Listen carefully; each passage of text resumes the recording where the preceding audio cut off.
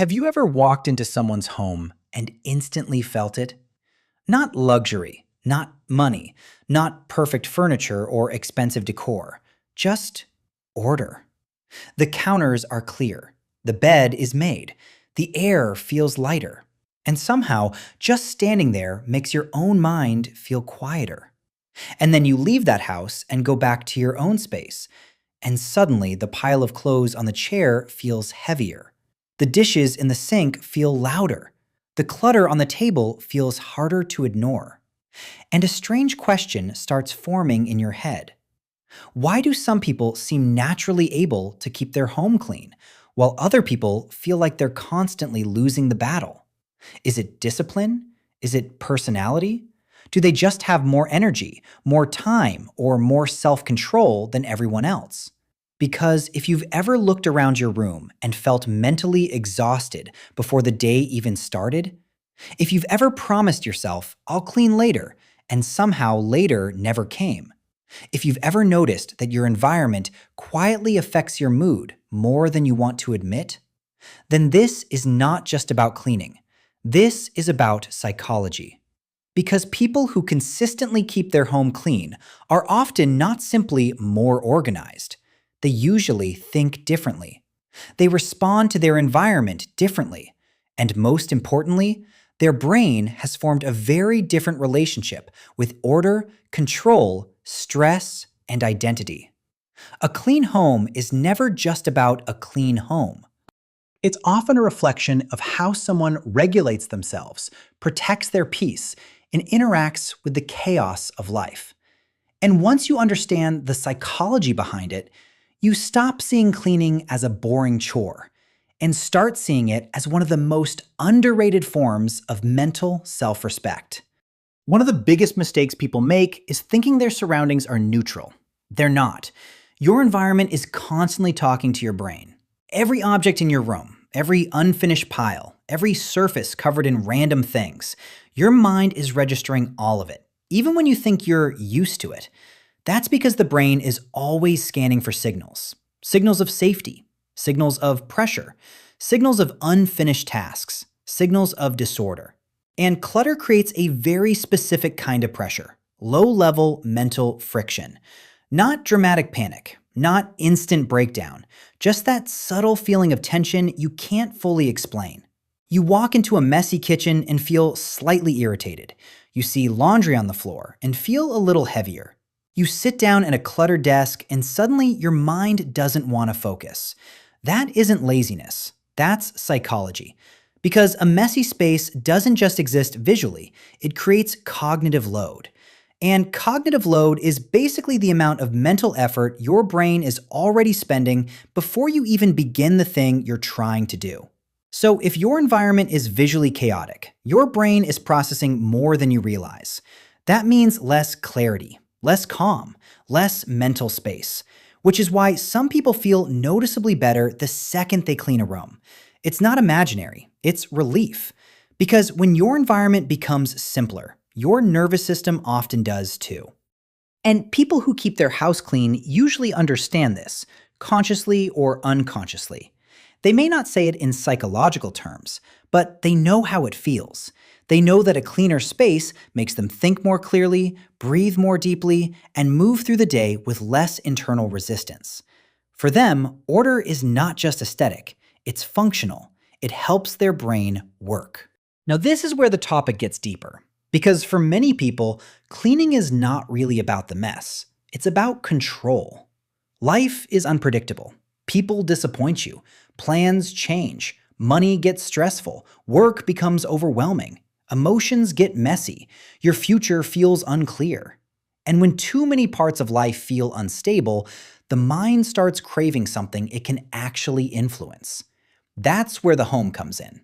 Because your room, your kitchen, your bathroom, your desk, those are places where your actions create immediate, visible change. You wipe the counter, it's clean. You make the bed, it looks better. You put things away, the room feels calmer. And that matters psychologically more than most people realize. Because every time you restore order to your environment, you send a message to your brain. Something is handled. Something is under control. Something is okay. That's why cleaning can feel strangely grounding during stressful periods. People often clean when they're overwhelmed, anxious, heartbroken, mentally scattered, or emotionally restless. And it's not random. It's regulation. It's the brain trying to create external order when internal order feels harder to access. So, when someone consistently keeps their home clean, it can sometimes mean they've developed a habit of self-stabilization. Not perfection, not obsession, just a reliable way of telling their nervous system, I can still take care of something. And that matters a lot more than people think. Because when the world feels chaotic, even small acts of order can feel psychologically protective. This is one of the biggest misconceptions. People assume clean people are just more motivated. They're not. In fact, a lot of people with consistently clean homes do not feel like cleaning most of the time. They're not waking up excited to wipe surfaces or fold towels. That's not what separates them. What separates them is this: they don't wait to feel like it, and that changes everything. Because motivation is unreliable. It comes and goes. If your system depends on motivation, your environment will constantly swing between I'm getting my life together and everything is falling apart again. That cycle is exhausting. People who keep their house clean usually operate differently. They rely less on emotion and more on rhythm. Small resets, small routines, small maintenance. They don't always deep clean. A lot of the time, they just don't let things build. That's the real secret. They don't let the dishes become a mountain. They don't let the laundry become a Crispus. They don't let one messy day quietly turn into 10. And psychologically, this is powerful because huge messes feel emotionally defeating. Small messes feel manageable, which means people who keep things clean are often protecting themselves from future overwhelm. They're not necessarily more disciplined. They've just learned that a little now feels easier than a lot later. And once that becomes a habit, it starts to feel natural, not forced, not dramatic, just normal. That's why clean people often seem effortless, not because they're trying harder than everyone else, but because they're trying earlier. This might be the most important psychological shift of all. At some point, cleaning stops being a task and becomes part of how someone sees themselves. That's when everything changes. Because people don't consistently act based on what they want. They consistently act based on who they believe they are. So if someone internally sees themselves as careless, messy, disorganized, chaotic, someone who can never stay on top of things, then their behavior will keep aligning with that identity, even if they genuinely want change, because every action is filtered through self-concept. But people who keep their home clean often have a different internal story. Somewhere along the way, they started believing, I'm someone who resets my space. I take care of my environment. I don't leave things like that. And once that identity locks in, the behavior becomes lighter, more automatic, more natural. That's why two people can look at the same messy kitchen and respond completely differently. One person sees, I should deal with that at some point. The other sees, that needs to be handled now. Same room, different identity. And the powerful part is this: identity is not fixed. It can be rebuilt. You do not have to stay the person you've been. You build a new identity through repetition. Every time you make the bed, every time you clear the counter, every time you put something back instead of leaving it there, you are casting a vote for a new version of yourself. Not a perfect version, just a more grounded one. And eventually, your brain starts believing the evidence. That's how change becomes real. There's another reason some people are almost protective of a clean home, and it's this: mental energy is limited. You only have so much focus in a day, so much patience, so much emotional bandwidth, so much decision-making power. And clutter quietly steals from all of it. Not always in obvious ways, but in constant little ways. Where are my keys? Why is this here? I need to put that away. I should deal with that later. I forgot to clean this. This room feels off. I can't relax in here.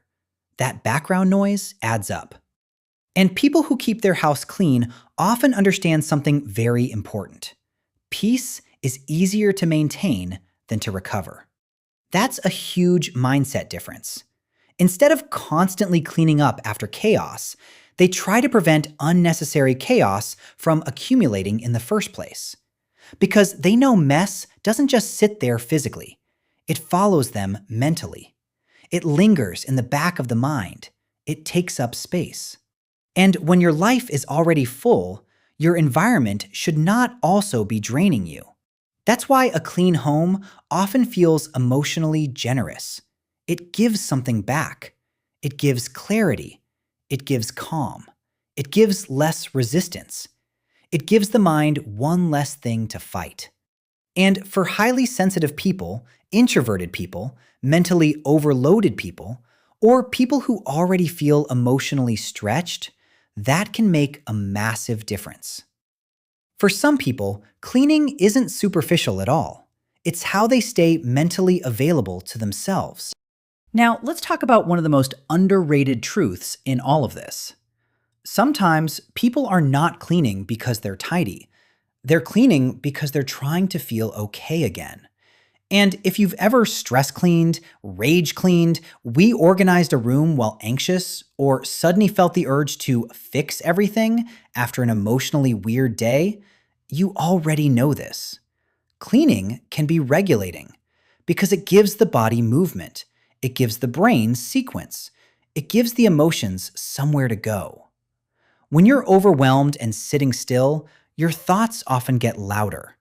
But when you get up and start doing something physical with visible progress, your nervous system often begins to settle. You fold, you wipe, you sort, you reset, and something in you starts coming back into place.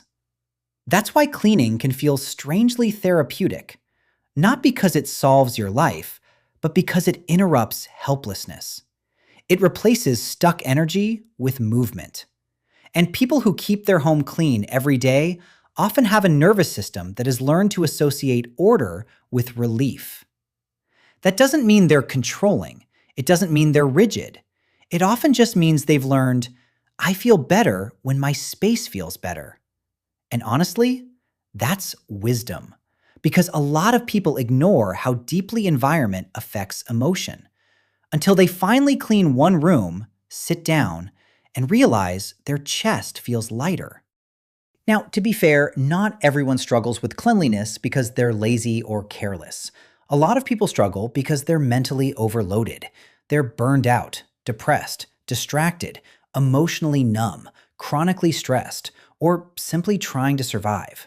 And when someone's inner world is heavy, their outer world often starts reflecting that. That's not a character flaw. That's often a signal. Because when energy disappears, cleaning is usually one of the first things to go. Not because the person doesn't care, but because they don't have enough internal capacity to maintain structure. And this is important to understand, because sometimes a messy home is not the cause of the struggle, it's the symptom. But unfortunately, once the mess builds up, it often becomes both. Now the environment starts feeding the exhaustion that created it. And that's where people get stuck. They feel bad, so the space gets worse. The space gets worse, so they feel worse. And over time, they start believing, this is just how I am. But that belief is dangerous because it turns a temporary pattern into an identity. And that's exactly what needs to be interrupted.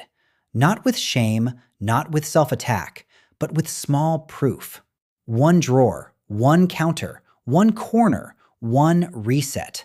Because the way out of chaos is almost never dramatic. It's usually tiny and repeated. And that's good news, because it means change is more accessible than people think. So what is the psychology of people who keep their house clean? Usually it's not just discipline. It's not perfection. And it's definitely not that they have everything figured out. More often, it's this. They understand, consciously or unconsciously, that the state of their space affects the state of their mind. They know clutter costs energy. They know order creates relief. They know that small acts of maintenance are easier than emotional recovery from constant overwhelm. And maybe most importantly, they've built a relationship with their environment that says, my peace matters. That's really what this comes down to. Not aesthetics, not impressing guests, not looking put together, but protecting your nervous system from unnecessary noise, protecting your focus, your clarity, your emotional energy, your sense of self. Because the truth is, the way you care for your space often becomes the way you care for your mind.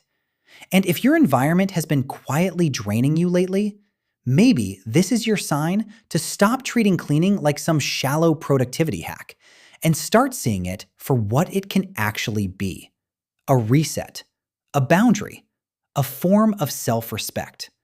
Not because your worth depends on having a spotless house, but because you deserve to live in a space that doesn't work against you. And sometimes, a cleaner room is not just a cleaner room. Sometimes it's the first visible sign that something inside you is finally starting to come back into order, too. So I'm curious, do you feel calmer in a clean space, or do you only realize how much clutter affects you once it builds up too far? Let me know in the comments. And if you enjoy psychology-based videos about human behavior, mental patterns, emotional habits, and the hidden reasons people do what they do, subscribe for more.